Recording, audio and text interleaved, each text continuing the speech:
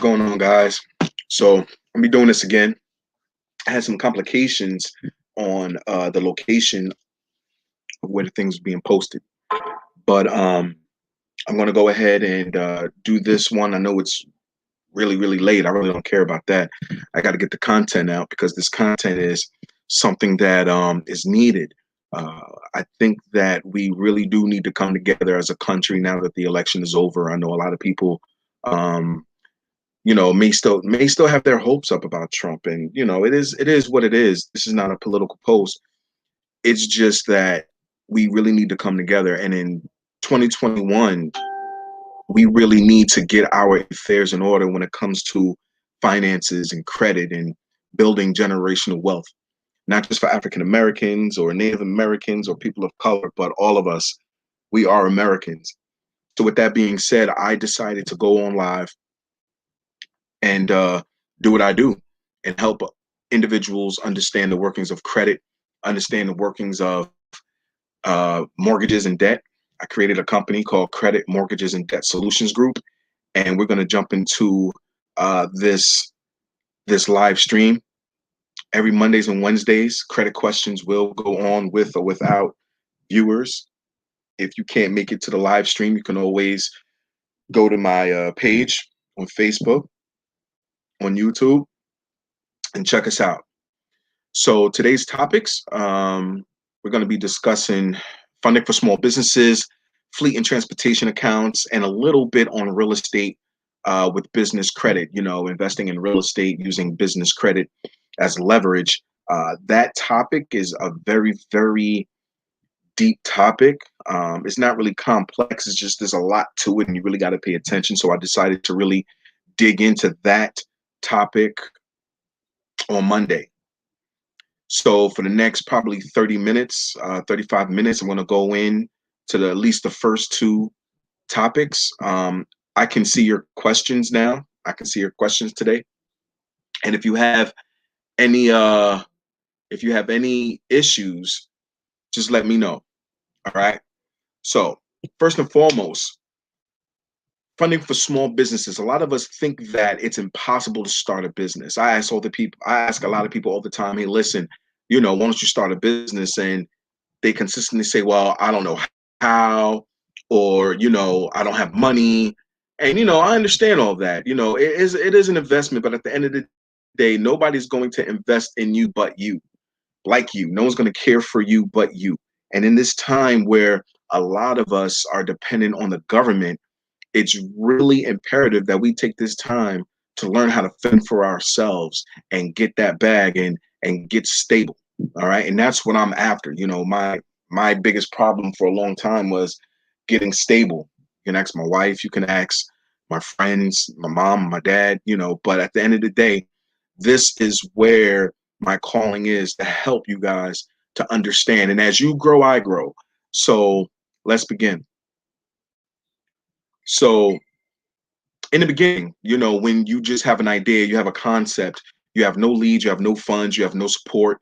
And the support is a big thing, because when you let people know your business, you have a tendency to bump into roadblocks. A lot of individuals are not going to see your vision like you, and it's not their responsibility. So I wouldn't necessarily go around telling people my thoughts and letting people too close into my dreams, because they're not going to see what you see, and you're going to come across a lot of people who mean well, but they're going to try to deter you with reality. Oh, you can't do this, you should do this, you can't do this, you should do that. Well, my advice to you is, don't run around telling people what you feel. Don't run around telling people what you think. At the end of the day, believe in yourself. This is the age of information. You can always get online and find out that information. So in the beginning, you're really not going to have that support. You're really not going to have the prospects or the inventory or the contacts, but you have an idea. All right. The main thing is, once you get things formulated, don't run to the banks, because the banks don't care. The banks are in it for profit. They're in it for money. So it might sound like a good deal, but you taking loans out and you're starting out on a business, you're starting out on the wrong foot. If you know how to manage the money, and it's a lot of money when it comes to loans and stuff like that, I just really scratch my head when it comes to starting a business with loans. I'm not saying it's impossible. Mark Cuban would call you a fool, but at the end of the day, if you don't got it and you know how to manage money, you got to do what you got to do. So that's in the beginning. Well, when they say you can't, well, you can, and I want you to understand that. The first step is developing a solid business plan. This is the most important step in establishing yourself as a real fundable business. So what I mean, I actually went on Monday with credit questions, and I kind of started out with that because it's very important. And every time I get on, I'm going to be discussing how vital and important this is. You guys really got to understand that if you start out on the wrong foot and you think just because you have an EIN or you got a bank account, that you don't necessarily need, say, a 411 listing or a 1-800 number. Yeah, you can receive funds and you can conduct business how you want to, but to unlock those thousands of dollars, those hundreds of thousands of dollars, or even tens and 50 thousands of dollars, you guys really need to be legitimate. So instead of making this a hobby, you have to learn how to put things in categories and learn how to monetize your investment, which is your business, which is yourself. But in order to do that, the number one thing you have to do is get your virtual office, your brick and mortar, your LLC, your EIN, two business bank accounts. Now, the thing is, you don't necessarily need two business bank accounts, but I would encourage you to get two bank accounts, two business bank accounts, because one is really not that expensive. And two, it can help you out on the long run when it comes to tax purposes. You have a destination where you can actually separate your funds and put it into your savings account, or you can just use it for general savings. But me personally, I like to divide my money up. I don't like to keep it all in one place. So I do have, between both businesses, I have two checkings and two savings. So understand that. And also, a 1-800 number is very important. A 411 listing. A lot of us nowadays don't even think that 411 is important, but the National Registry is very important when it comes to you being searchable, not just on Google, but the white pages. It's national. So when companies and creditors go to look for you, they're going to look first at the 411 listing. And then your website has to link everything together. That's basically your digital fingerprint of who you are and what you're about when it comes to business. So everything in yellow, as you see, your virtual office, your brick and mortar, virtual offices are not hard to get. That's a whole nother slide. I just want to briefly go over the necessary fundamental steps that you guys really need to take in order to get the business funding you need. So you have your virtual office, which is most important because everything in yellow, everything that you need when it comes to your foundation has to link back to either your brick and mortar or your virtual office. It's not impossible to get business funding with, through your home. You can do that, but you're going to come across a lot of investors and a lot of banks and lenders who don't feel comfortable lending to a home. So you have to have some type of designation for business, and that's your virtual office or your brick and mortar. Now, the second step is vendor starter accounts or vendor trade lines. Now, I want you to remember that when I first went on in my pilot, which I thank you guys for, hopping on and viewing and sharing and showing me love. Trade lines are anything that reports to the three major bureaus when it comes to business, and that is Dun & Bradstreet, Equifax, and Experian. Okay. Each time they're being reported, that's an experience that people want to have, that they look for. It's actually called business trade line experience. So when you go to look for credit and you go to apply for credit in your EIN number, not your social security number, they're going to want to see how many trade lines you have. Okay. Now, in the business world, like I was explaining on Monday, in the business world, the more trade lines, the better. Business credit grows 10 times faster than personal credit. So understand that it doesn't operate the same. So the more credit you have in the business world, the larger those trade lines are. Like I say, a $74,000 trade line that you might have for, say, a rig or a vehicle or even a brick and mortar. Anything that's reporting to those credit bureaus is a good thing. Other creditors are going to look at that and say, you know what? He can handle this much. We can offer him this much. And that's the key. So these vendors issue credit where there is none. That's why it's so important to understand you don't need to go deep in your pockets to start business credit and to start your business portfolio with Dun& Bradstreet. Dun & Bradstreet is the oldest credit bureau or credit reporting agency there is. All right. They're the big whales. So that's who you really want to report to. But each time they report, say to Dun & Bradstreet, Equifax, and Experian, it's called an experience, and people and creditors want to see that experience. So I wanted to go over 1, 2, 3, 4, 5. 1, 2, 3, 4, 5. 5. Okay, 5 is the magic number because you're going to be doing business with these people, and you might not necessarily want to, but you're doing it to get that portfolio and to get that identity and to build your Dun & Bradstreet Paydex score. Remember, your Paydex score is your business's FICO score. From 0 to 100, 80 being where you really need to be. Okay. Now you need 3 trade lines, or I'm just going to use trade lines from now on. So hopefully you guys understand what I'm talking about.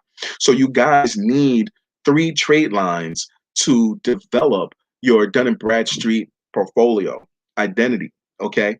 So we say 5 at a minimum of $50, so you guys can start your portfolio, and Dun & Bradstreet can start reporting and giving you a higher Paydex score.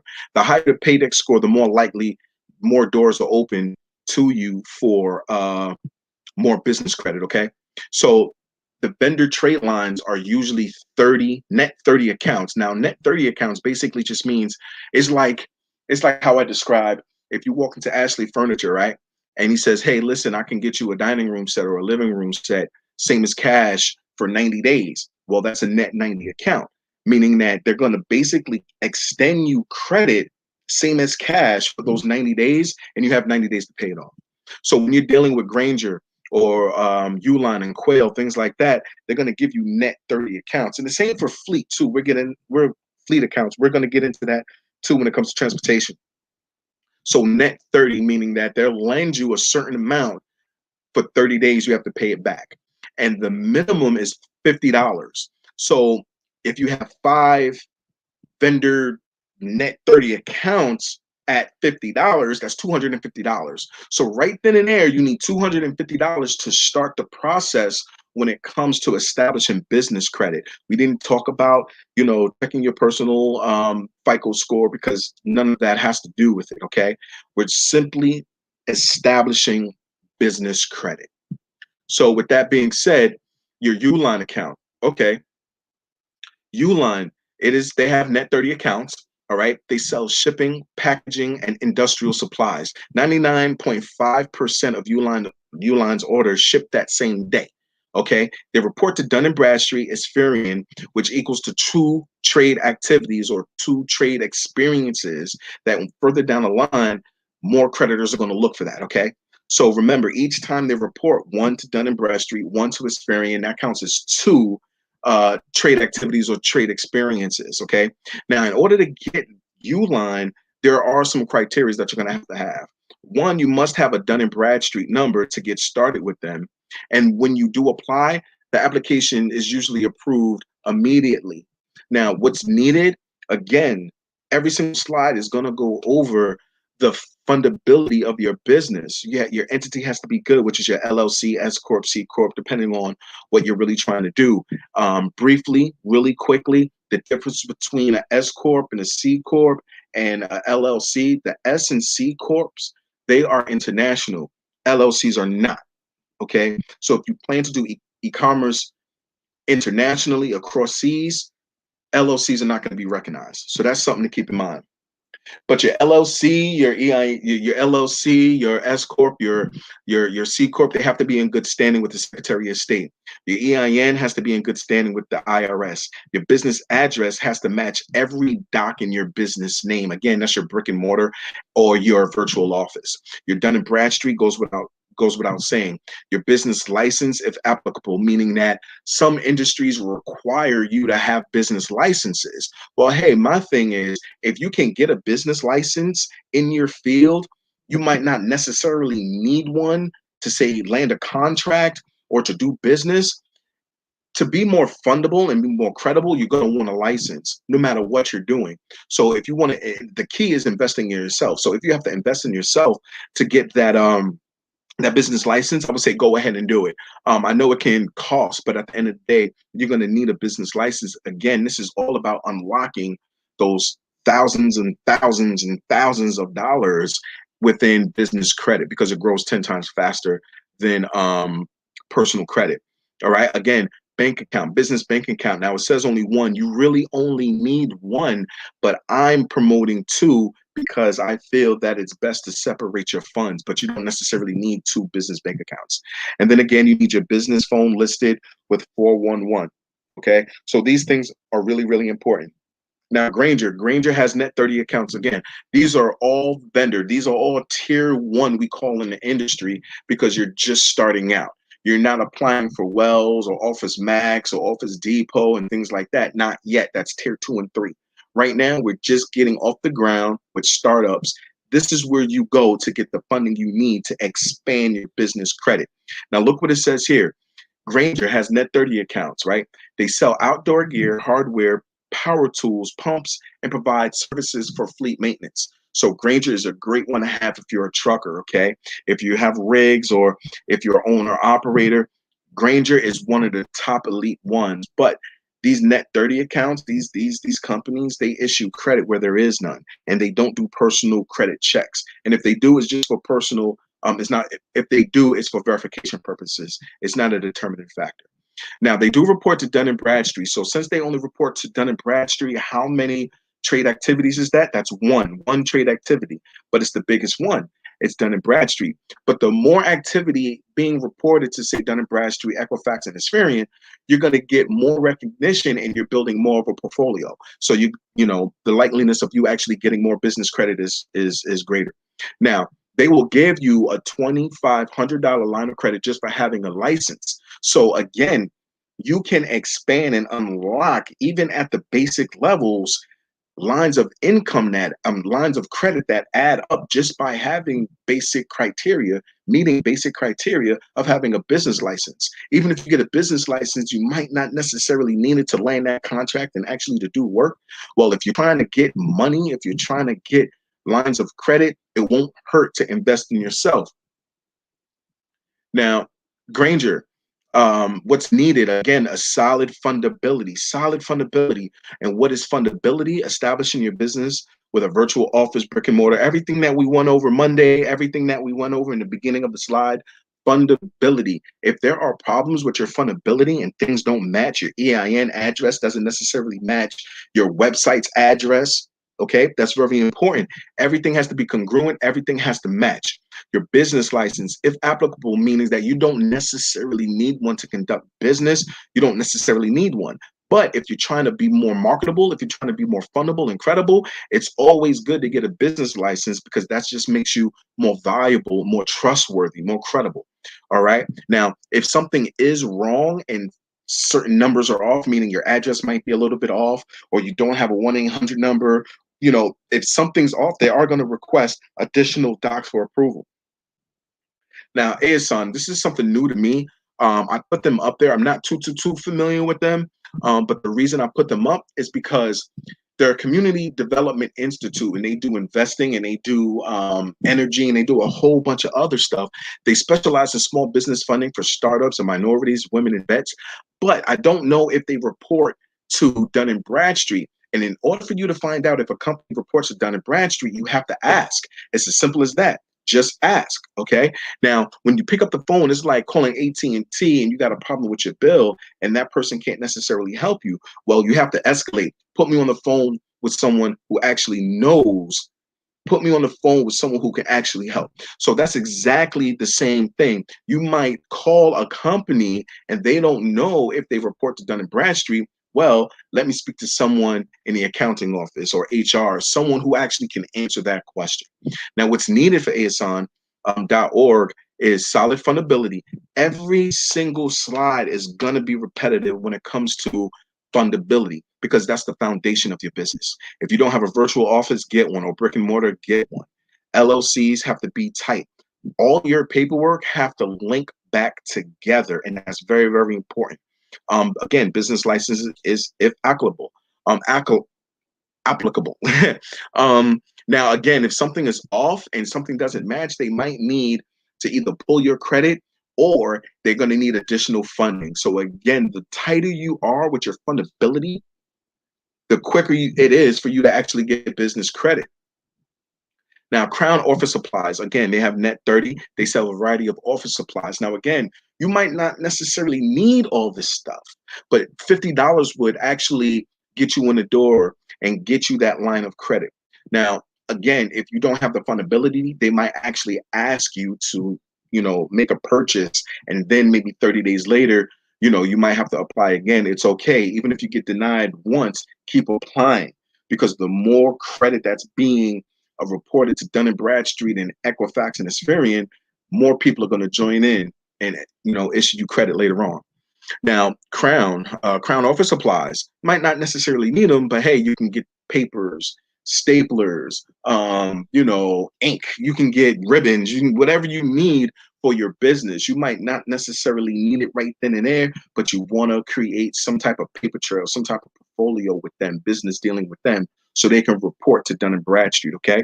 Now they do report to Dun & Bradstreet, Experian, and Equifax. That gives you a total of 3 trade experiences. Again, the reason why in the industry that I'm in, and when I'm helping people, I can help so many people because I have the resources to all this stuff, and that's for a whole nother slide. But right now, I just want to touch on the basics because I feel like a lot of people are going to be watching this later, which is okay. People don't need to jump on right now. This information is going to be available because once this catches on to people, it's going to explode. So again, if you don't join right now, I'll welcome you later. Now, there is a $99 yearly fee ad report that goes to the bureaus. That is because it's such a good, this one, Crown Office Supplies, is such a good trade line that they actually do charge you a $99 yearly fee. Your entity, again, must be at least 60 days old. So when it comes to starting out, it might take you about 30 days to really get everything congruent. This might not necessarily be the number one trade line that you go after, but it's really good because, again, you're getting 3 activities in one. Now, your business must have other approved vendors with a credit line of $800 and higher. Now, the reason I put this one up is because it's very, very popular in the industry of business credit. And once they see that you have other trade lines, it's very easy to get. It's very easy to get. So you don't necessarily need a lot of money. Look what it says, approved vendors with a credit limit. So nothing is coming out of pocket, okay? Business credit gives you the flexibility and the time you need to expand your business and buy the things that you need. So you don't have to come out of pocket right then and there. Business production was not business production is not supposed to be supported with your personal finances. Your personal finances are supposed to go to your family. Personal finances are not designed to support business production. Okay, so that's something that you really need to look at. Now, for other purchases to report, the purchase must be at least $30. Okay, this all ties in with Crown Office Supplies. Now, this is a good one. I'm actually a part of 5-Star Processing. It's a credit card processing and merchant gateway. They will issue you small lines of business credit as well, meaning that, okay, now you have your LLC, you're congruent, everything matches your brick and mortar. But now, how are you going to receive payments? Okay. The reason I got with 5-Star Processing is because they do high risk merchant accounts. Okay. High risk industries. Now, I do credit repair. Not a lot of companies do credit repair. So I reached out to 5-Star and I found out a lot about them. So not only do I have a merchant account with them, I have a line of credit with them as well. So I'm in the process of building, and at the same time, I could take credit cards. It is how should I say? It's an invoice process, which I really like in my industry because it gives me the ability to give someone a consultation and then issue you a invoice, and then you pay the invoice, and you can go to cmdsolutionsgroup.com to check all that out. But 5-Star Processing is very, very easy to get. It doesn't cost anything. I really advise you guys to look at that. You can actually make money by, you know, pointing people in a direction and making a small commission. It's all about getting money any way you can as a small business, right? Now, when it comes to fleet accounts are is something vital to truckers. Okay, I know several people in my circle who are truckers, and I know for a fact it can be very, very costly. So fleet accounts are something that you can go to, and this is a perfect example, like 76, right? It's a net 15 account. So for the people who just joined, net 15 or net 30 or net 60, these are accounts or lines of credit that are issued to you, and you have to pay it back within that allotted time. So net 15 means that any credit that was issued to you, you have to pay it back in 15 days. If it's 30, you have to pay it back in 30 days. So again, I use the analogy that if you walk into an Ashley furniture store and he says, "Hey, listen, I can get you that bedroom unit or that dining room unit, 90 days, same as cash." Well, that's a net account, meaning that they'll issue you, you get to take that home, maybe with a small deposit or whatever, but you have 90 days to pay that off without paying any type of interest. That's a net account, okay? That's the mind frame. It's the same concept.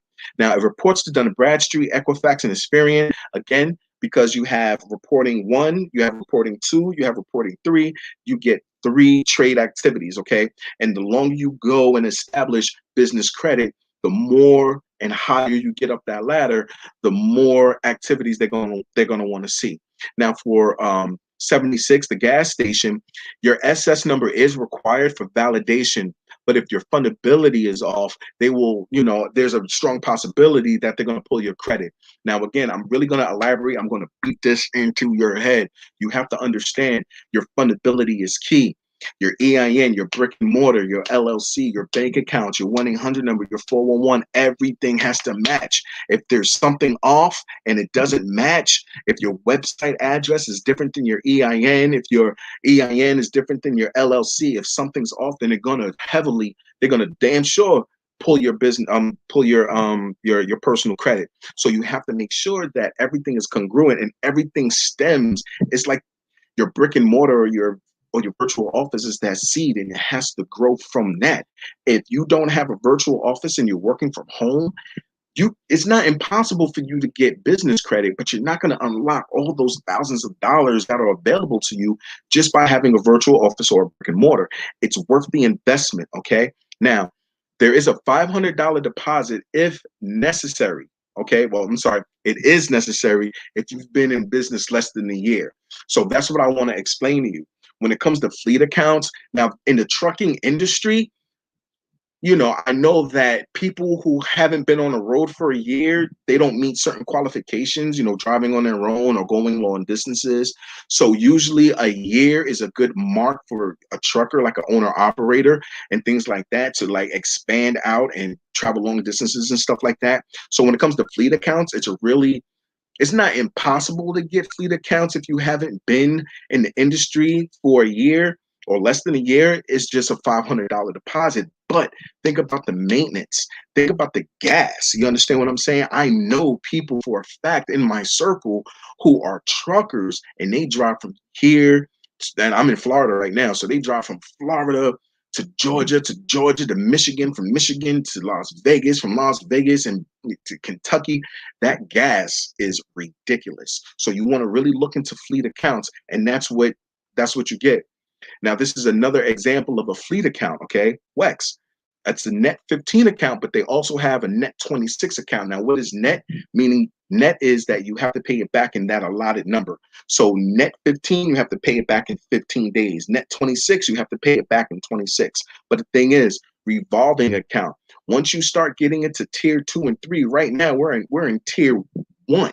We're in tier 1 by establishing business credit. We're not talking about, tier 2 when you're, applying for Home Depot, Lowe's, Costco, Sam's Club, and a couple of others. Right now, we're talking about your fundability, establishing business credit, numero uno, the first step. Okay. Now, Again, it's the same as 76. They report to Dun& Bradstreet, Equifax, and Experian, so that gives you 3 trade activities, okay? Now, your social security number is required for validation, but if your fundability is off, meaning if something's wrong and a number is off, and again, your address doesn't, your brick and mortar doesn't, match up with your EIN, they're gonna want to pull your credit, all right? Now, a $500 deposit is necessary if you've been in business less than 5 years. Now, real estate. Now, again, 30 minutes. All right. I love the timing of this, and I really hope you guys join in and get something from this, because real estate with business credit is a deep topic. It's a fascinating topic because it gives you the leverage you need. It gives you the leverage you need to really do what you want to do. Okay. Leveraging business credit and getting reimbursed, all right, from the banks, not for the banks. Understand that. Now, how that works, we're going to get into detail, but I'll give you a little gem right now. You have an investor who wants to do business with you because you want to get into real estate. Everything is congruent. You got your LLC or your S Corp and everything is tight. So he gives you $50,000. You need to do all this work on this home.